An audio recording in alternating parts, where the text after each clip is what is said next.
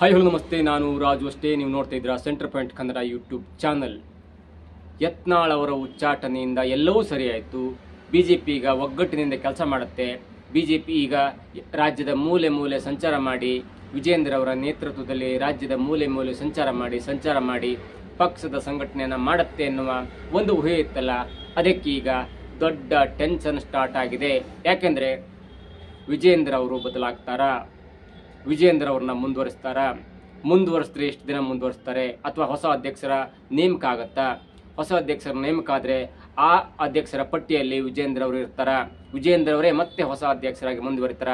ಈ ಎಲ್ಲ ಗೊಂದಲಗಳು ಕೂಡ ವಿಜೇಂದ್ರ ಅವರ ತಲೆಯ ಮೇಲೆ ಇದೆ. ವಿಜೇಂದ್ರ ಅವರಿಗೆ ಈ ಗೊಂದಲ ಸ್ವಲ್ಪ ತಲೆ ಕೆಡಿಸ್ತಾ ಇದೆ. ಯಾಕಂದ್ರೆ ಹೇಳಿ ಕೇಳಿ ತಮ್ಮ ತಪ್ಪಿನಿಂದ ತಾವು ಮಾಡಿದ ತಪ್ಪಿನಿಂದ ಯತ್ನಾಳ್ ಅವರು ಬಿಜೆಪಿಯಿಂದ ಉಚ್ಚಾಟನೆಗೊಂಡಿದ್ದಾರೆ. ಆದರೆ ಈಗ 3 ವರ್ಷಗಳ ಕಾಲ ಯಾವುದೇ ದೊಡ್ಡ ಚುನಾವಣೆ ಇಲ್ಲ. ತಾಲೂಕ್ ಪಂಚಾಯತ್ ಚುನಾವಣೆ ಬರ್ಬೋದು, ಜಿಲ್ಲಾ ಪಂಚಾಯತ್ ಚುನಾವಣೆ ಬರ್ಬೋದು, ಆದರೆ ಸರ್ಕಾರವನ್ನು ರಚನೆ ಮಾಡುವಂತಹ ಯಾವುದೇ ದೊಡ್ಡ ಚುನಾವಣೆ ಇಲ್ಲ. ಅದು ಬರೋದು 2028 ಮಾರ್ಚ್ ನಂತರ. ಹಾಗಾಗಿ ಬಿಜೆಪಿ ಹತ್ರ ಬರೋಬ್ಬರಿ 3 ವರ್ಷಗಳ ಕಾಲ ಇದೆ. ಇವೆಲ್ಲವನ್ನ ನೋಡ್ತಾ ಇದ್ರೆ ಹೊಸ ಅಧ್ಯಕ್ಷರ ನೇಮಕವಾಗ್ತಾರ ಅಥವಾ ವಿಜೇಂದ್ರನವ್ರನ್ನೇ 1 ವರ್ಷಗಳ ಕಾಲ ಮುಂದುವರಿಸ್ತಾರ? ಈ ಎಲ್ಲ ಗೊಂದಲ ಕೂಡ ವಿಜೇಂದ್ರ ಅವರ ತಲೆಯ ಮೇಲೆ ಗಿರಿಕಿ ಹೊಡಿತಾ ಇದೆ. ಒಂದು ವೇಳೆ ವಿಜೇಂದ್ರ ಅವರನ್ನೇ ಮುಂದುವರಿಸಿದ್ರೆ ಅದು ಕೇವಲ 1 ವರ್ಷಕ್ಕೆ ಮಾತ್ರ ಸೀಮಿತವಾಗುತ್ತೆ. ಜೊತೆಗೆ 2026 ತನಕ ವಿಜೇಂದ್ರ ಅವರನ್ನ ಮುಂದುವರಿಸಿ 2026ಕ್ಕೆ ಅವರ 2 ವರ್ಷಗಳ ಅವಧಿ ಪೂರ್ಣಗೊಳ್ಳುತ್ತೆ. ಅದಾದ ನಂತರ ಹೊಸ ರಾಜ್ಯಾಧ್ಯಕ್ಷರ ನೇಮಕ ಆಗುವಂತಹ ಲಕ್ಷಣಗಳು ಕಂಡು ಬರ್ತಾ ಇವೆ. ಹೀಗೇನಾದ್ರೂ ಆದಲ್ಲೇ ವಿಜೇಂದ್ರ ಅವರಿಗೆ ಮುಖ್ಯಮಂತ್ರಿ ಆಗುವಂತ ಒಂದು ಕನಸು ಭಗ್ನವಾಗುತ್ತೆ. ಯಡಿಯೂರಪ್ಪನವರ ನೇತೃತ್ವದಲ್ಲಿ, ಯಡಿಯೂರಪ್ಪನವರ ಗರಡಿಯಲ್ಲಿ ಬೆಳೆದಂತ ವಿಜೇಂದ್ರ ಅವರಿಗೆ 2028ರಲ್ಲಿ ತನ್ನ ನೇತೃತ್ವದಲ್ಲಿ ಚುನಾವಣೆ ಎದುರಿಸಿ ತಾನು ಮುಖ್ಯಮಂತ್ರಿ ಆಗುವಂತ ಒಂದು ಕನಸು ಭಗ್ನವಾಗುತ್ತೆ. ಒಂದು ವೇಳೆ ಈಗಾಗಲೇ ಹೊಸ ಅಧ್ಯಕ್ಷರನ್ನ ಘೋಷಣೆಯಾಗಿ ವಿಜೇಂದ್ರ ಅವರನ್ನೇ ಮರು ಆಯ್ಕೆ ಮಾಡಿ ಹೊಸ ಅಧ್ಯಕ್ಷರು ಎನ್ನುವುದನ್ನು ಘೋಷಣೆ ಮಾಡಿದರೆ 2028 ತನಕ, ಸರಿಸುಮಾರು 2028 ತನಕ ವಿಜೇಂದ್ರ ಅವರು ಬಿಜೆಪಿಯ ಅಧ್ಯಕ್ಷರಾಗಿ ಮುಂದುವರಿತಾರೆ ಅಥವಾ ಹೊಸ ಅಧ್ಯಕ್ಷರಾಗಿ ಅಧಿಕಾರವನ್ನು ಸ್ವೀಕಾರ ಮಾಡ್ತಾರೆ. ಆಗ ವಿಜೇಂದ್ರ ಅವರಿಗೆ ಒಂದು ದೊಡ್ಡ ಪವರ್ ಬರುತ್ತೆ. ಇಡೀ ರಾಜ್ಯದ ಕಾರ್ಯಕರ್ತರನ್ನ ಸಂಘಟನೆ ಮಾಡಲಿಕ್ಕೆ ಒಂದು ಹಿಡಿತ ಬರುತ್ತೆ. ಇವೆಲ್ಲವನ್ನ ನೋಡ್ತಾ ಇದ್ರೆ ಯತ್ನಾಳ್ ಬಣ ಹೇಗೋ ಉಚ್ಚಾಟನೆ ಆಯಿತು, ಯಾವುದೋ ಒಂದು ಕಾರಣಕ್ಕಾಗಿ ಉಚ್ಚಾಟನೆ ಆದರೂ ಕೂಡ ವಿಜೇಂದ್ರ ಅವರಿಗೆ ಈಗ ದೊಡ್ಡ ತಲೆನೋವಾಗಿ ಪರಿಣಮಿಸಿದ್ದು ತಾನು ಇಷ್ಟು ದಿನಗಳ ಕಾಲ ರಾಜ್ಯ ಅಧ್ಯಕ್ಷನಾಗಿ ಮುಂದುವರಿತೇನೆ ಎನ್ನುವುದು. ಹೇಳಿ ಕೇಳಿ ಬಿಜೆಪಿ ಈಗೀಗ ಹೊಸ ಎಕ್ಸ್ಪೆರಿಮೆಂಟ್ ಅನ್ನ ಮಾಡ್ತಾ ಇದೆ. ಬೇರೆ ಬೇರೆ ರಾಜ್ಯಗಳಲ್ಲಿ ಚುನಾವಣೆ ಗೆದ್ದಾಗ ಹೊಸಬರನ್ನ ತಂದು ಮುಖ್ಯಮಂತ್ರಿ ಗಾದಿಗೆ ಕೂರಿಸ್ತಾ ಇದೆ.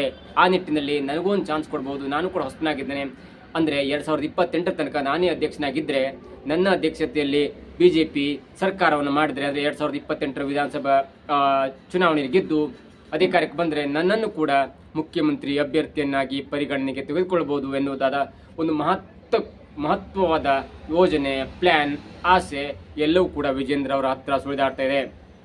ಆದರೆ ಯತ್ನಾಳ್ ಅವರು ಏನಾದರೂ ಮಾಡಿ ಹೈಕಮಾಂಡ್ ಮೇಲೆ ಇನ್ಫ್ಲುಯೆನ್ಸ್ ಮಾಡಿ, ಮಹಾರಾಷ್ಟ್ರದ ಮುಖ್ಯಮಂತ್ರಿ ಆದಂತ ದೇವೇಂದ್ರ ಫಡ್ನವೀಸ್ ಅವರಿಗೆ ಏನಾದರೂ ಇನ್ಫ್ಲುಯೆನ್ಸ್ ಮಾಡಿ, ಮತ್ತೇನಾದರೂ ಹೈಕಮಾಂಡ್ ತಲೆಯನ್ನ ತಿರುಗಿಸಿ ಏನಾದರೂ ಯತ್ನಾಳ್ ಅವರು ಮತ್ತೆ ಬಿಜೆಪಿ ಪಕ್ಷಕ್ಕೆ ವಾಪಸ್ ಬಂದ್ರೆ ನನ್ನ ಗತಿ ಏನು? ಯಾಕಂದ್ರೆ ಈಗಾಗಲೇ ಯತ್ನಾಳ್ ಅವರ ಹತ್ರ ನಮ್ಮ ವೀಕ್ನೆಸ್ ತುಂಬಾ ಲೀಸ್ಟ್ ಅನ್ನು ಮಾಡ್ಕೊಂಡಿದ್ದಾರೆ. ಸೋಮಣ್ಣನವರ ಜಗಳ ಆಗಿರ್ಬೋದು, ಯಡಿಯೂರಪ್ಪ ಮತ್ತು ಸೋಮಣ್ಣವರ ಮಧ್ಯೆ ಆದಂಥ ಬಿರುಕಾಗಿರ್ಬೋದು, ಸೋಮಣ್ಣವರನ್ನ ತುಮಕೂರು ಲೋಕಸಭಾ ಚುನಾವಣೆಯಲ್ಲಿ ಸೋಲಿಸುವಂತ ಪ್ಲಾನ್ ಆಗಿರ್ಬೋದು, ಹೀಗೆ ಅನೇಕ ವಿಷಯಗಳು ಈಗ ಯತ್ನಾಳ್ ಅವರ ಕೈಯಲ್ಲಿದೆ. ದಿನಕ್ಕೆ ಒಂದರಂತೆ ಒಂದು ಬಾಣಗಳನ್ನ ಯತ್ನಾಳ್ ಅವರು ವಿಜೇಂದ್ರ ಅವರ ಕುಟುಂಬದ ವಿರುದ್ಧ, ಯಡಿಯೂರಪ್ಪನವರ ಕುಟುಂಬದ ವಿರುದ್ಧ ಬಿಡ್ತಾನೆ ಇದ್ದಾರೆ. ಇವೆಲ್ಲದರಿಂದ ಪಾರಾಗ್ಲಿಕ್ಕೆ ಮತ್ತೆ ಹೈಕಮಾಂಡ್ ನನ್ನನ್ನ ಮರು ಆಯ್ಕೆ ಮಾಡಬೇಕು, ಹೊಸ ಅಧ್ಯಕ್ಷರನ್ನಾಗಿ ಘೋಷಣೆ ಮಾಡಿದರೆ ಮತ್ತೊಂದು ದೊಡ್ಡ ಅಧಿಕಾರ ಬರುತ್ತೆ, ಮತ್ತೊಂದು ದೊಡ್ಡ ಪವರ್ ಬರುತ್ತೆ, ಇಡೀ ರಾಜ್ಯಕ್ಕೆ ನಾನು ಅಧ್ಯಕ್ಷ ಎನ್ನುವ ಒಂದು ಮೆಸೇಜ್ ಹೋಗುತ್ತೆ. ಹಾಗಾಗಿ ನಾನು ಕೈಗೊಳ್ಳುವಂತ ನಿರ್ಧಾರಕ್ಕೆ ಅದಕ್ಕೊಂದು ಬೆಲೆ ಬರುತ್ತೆ. ರಾಜ್ಯದ ಕಾರ್ಯಕರ್ತರು ಕೂಡ ನನ್ನ ಮೇಲೆ ನಂಬಿಕೆ ಇಟ್ಟು ಸಂಘಟನೆಗೆ ಒತ್ತು ಕೊಡ್ತಾರೆ ಅನ್ನೋ ದೃಷ್ಟಿಯಲ್ಲಿ ಇದೀಗ ಹೊಸ ತಲೆನೋವಾಗಿ ಪರಿಣಮಿಸಿದ್ದು ಯತ್ನಾಳ್ ಅವರ ಭೇಟಿ. ಯತ್ನಾಳ್ ಅವರು ಹೈಕಮಾಂಡ್ ಜೊತೆ, ಅಂದ್ರೆ ನೇರವಾಗಿ ಹೈಕಮಾಂಡ್ ಮೀಟ್ ಆಗ್ಲಿಕ್ಕೆ ಆಗೋದಿಲ್ಲ, ಆದ್ರೂ ಅವರು ರಮೇಶ್ ಜಾರಕಿಹೊಳಿ ಅವರ ಮುಖಾಂತರ ದೇವೇಂದ್ರ ಫಡ್ನವೀಸ್ ಅವರನ್ನ ಪದೇ ಕಾಂಟ್ಯಾಕ್ಟ್ ಮಾಡಿ ಅವರ ಆಯ್ಕೆಯನ್ನ, ಅವರ ಸಲಹೆಯನ್ನ ಕೇಳ್ತಾ ಇದ್ದಾರೆ. ಆ ನಿಟ್ಟಿನಲ್ಲಿ ಫಡ್ನವೀಸ್ ಅವರು ಅವರಿಗೆ ಹೇಳಿದಂತ ಒಂದು ಮಾತಂದ್ರೆ, ನೀವು 3-4 ತಿಂಗಳ ಕಾಲ ಸುಮ್ಮನೆ ಇದ್ಬೇಡಿ, ಯಾವುದೇ ಕಾರಣಕ್ಕೂ ಮಾತಾಡ್ಲಿಕ್ಕೆ ಹೋಗಬಾರ್ದು, ಯಾವುದೇ ಪಕ್ಷದ ಮುಖಂಡರ ವಿರುದ್ಧ ಮಾತಾಡಬಾರ್ದು, ಒಂದು ವೇಳೆ ನೀವು ಮಾತನಾಡಿಲ್ಲ, ಸುಮ್ಮನಿದ್ದು ಬಿಟ್ಟರೆ ನಿಮ್ಮನ್ನು ಕೇವಲ 6 ತಿಂಗಳ ಒಳಗಾಗಿ ನಿಮ್ಮ ಈ ನಿರ್ಧಾರವನ್ನು ಅಂದರೆ ಹೈಕಮಾಂಡ್ ನಿರ್ಧಾರವನ್ನು ಪರಿಶೀಲಿಸುವಂತೆ ಮಾಡಿ ನಾನು ನಿಮ್ಮನ್ನು ಮತ್ತೆ ಬಿಜೆಪಿಗೆ ಕರೆತಂದು ನಿಮಗೆ ಒಳ್ಳೆಯ ಸ್ಥಾನಮಾನವನ್ನು ಕೊಡ್ತೇನೆ. ಜೊತೆಗೆ ನಿಮ್ಮ ವಿರೋಧಿ ಬಣವಾದಂಥ ವಿಜಯೇಂದ್ರ ಅವರನ್ನ ಬದಲಾವಣೆ ಮಾಡಲಿಕ್ಕೆ ನಾವು ಕೂಡ ಟ್ರೈ ಮಾಡ್ತೇವೆ ಎನ್ನುವಂಥ ಒಂದು ಸಲಹೆಯನ್ನು, ಆಶ್ವಾಸನೆಯನ್ನು ಕೊಟ್ಟಿದ್ದಾರೆ ಎನ್ನುವುದು ಇದೀಗ ಖಚಿತವಾಗಿದೆ.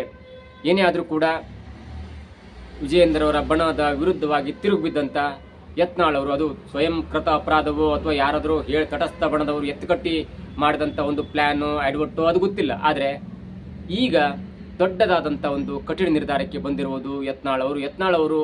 ಅವರ ಗುರಿ ಒಂದೇ, ಹಿಂದೂ ಪಕ್ಷವಾದಂಥ ಬಿಜೆಪಿ ಪಕ್ಷವನ್ನು ವಿಜಯೇಂದ್ರ ಮತ್ತು ಅವರ ಅಪ್ಪನ ಹತ್ರ ಕೊಟ್ಟು ನಮ್ಮ ಹಿಂದುತ್ವದ ಅಜೆಂಡವನ್ನು ಅವರು ಬೀದಿಗೆ ತಂದುಬಿಟ್ರು.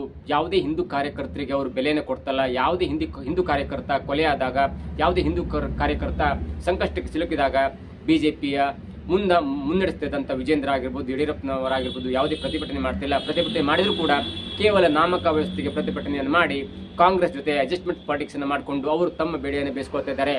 ತಮ್ಮ ಹಿತಾಸಕ್ತಿಗೋಸ್ಕರ ತಮ್ಮ ಕಾಲೇಜು, ಸ್ಕೂಲ್ ಎಲ್ಲವನ್ನು ಕಟ್ಕೊಂಡು ತಮ್ಮ ಕುಟುಂಬದ ಒಂದು ಅಭಿವೃದ್ಧಿಯನ್ನು ಮಾಡ್ತಾ ಇದ್ದಾರೆ ಹೊರತು ಹಿಂದುತ್ವಕ್ಕಾಗಲಿ ಪಕ್ಷಕ್ಕಾಗಲಿ ಯಾವುದು ಒಳ್ಳೇದು ಮಾಡ್ತಾ ಇಲ್ಲ ಎನ್ನುವ ಪರೋಕ್ಷವಾದ ಅಥವಾ ನೇರವಾದ ಸ್ಟೇಟ್ಮೆಂಟ್ ಈಗ ಒಂದು ಕಡೆ ತಲೆನೋವನ್ನು ತರ್ತಾ ಇದ್ರೆ, ವಿಜೇಂದ್ರರಿಗೆ ಒಂದು ತಲೆನೋವನ್ನು ತರ್ತಾ ಇದ್ರೆ, ಮತ್ತೊಂದು ಕಡೆ ತಾನು ಎಷ್ಟು ದಿನ ಅಧ್ಯಕ್ಷನಾಗಿ ಉಳಿತೇನೆ, ನನ್ನ ಕೈಲಿ ಈ ಅಧಿಕಾರ ಎಷ್ಟು ದಿನ ಉಳಿಯುತ್ತೆ, ಒಂದು ವೇಳೆ ನನ್ನನ್ನು ಬದಲಾವಣೆ ಮಾಡಿದ್ರೆ ನಾನು MLA ಉಳಿಬೇಕಾಗತ್ತೆ, ಆ ನಂತರ ನನ್ನ ಮೇಲೆ ಈ ವಿರೋಧಿ ಬಣಗಳು ಬಾಯಿ ಬಂದಾಗ ಮಾತಾಡ್ತವೆ. ಆಗ ನನ್ನ ಹತ್ರ ಮಾತಾಡಲಿಕ್ಕೆ ಯಾವುದೇ ಅಧಿಕಾರ ಇರೋದಿಲ್ಲ. ಯಾವುದೇ ಒಂದು ಅಧಿಕಾರ ಚಲಾಯಿಸಿ ನಾನು ಯಾವುದೇ ಒಂದು ನಿರ್ಣಯ ಕೈಗೊಳ್ಳುವಂಥ ಚಾನ್ಸ್ ಕೂಡ ಇರುವುದಿಲ್ಲ ಎನ್ನುವುದು ಇದೀಗ ದೊಡ್ಡ ತಲೆನೋವಾಗಿ ಪರಿಣಮಿಸಿದೆ.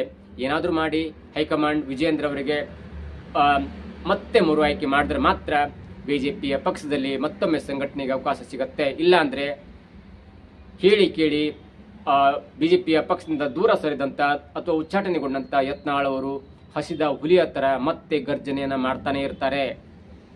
ಇದು ಎಷ್ಟರ ಮಟ್ಟಿಗೆ ವಿಜೇಂದ್ರ ಅವರಿಗೆ ಮುಳುವಾಗುತ್ತೋ ಅಥವಾ ವಿಜೇಂದ್ರ ಬೆಂಬಲಕ್ಕೆ ನಿಂತು ಹೈಕಮಾಂಡ್ ನೀನೇ ಸರ್ವಾಧಿಕಾರಿ ಎನ್ನುವ ರೀತಿಯಲ್ಲಿ ನೀನು ಪಕ್ಷವನ್ನು ಮುನ್ನಡೆಸು, ನಿನಗೆ ಒಳ್ಳೆಯದಾಗುತ್ತೆ ಅನ್ನೋ ದೃಷ್ಟಿಯಲ್ಲಿ ಮತ್ತಷ್ಟು ಪವರನ್ನು ಕೊಡುತ್ತೋ ಕಾದು ನೋಡಬೇಕಾಗಿದೆ. ಇದಾಗಿತ್ತು ಇವತ್ತಿನ ವಿಶೇಷ. ನೋಡ್ತಾ ಇರಿ centre point Kannada YouTube channel.